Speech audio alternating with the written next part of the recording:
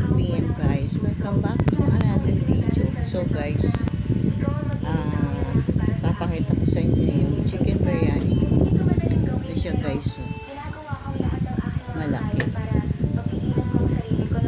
At saka guys, binili ko to sa biryani, King Biryani pala, sa may Divisoria guys. Ang may-ari nun Egyptian.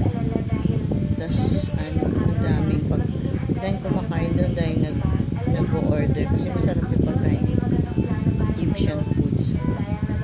So guys, kung gusto nyo pumunta doon, sa gilid lamang siya ng Dragon Building. At itry nyo rin.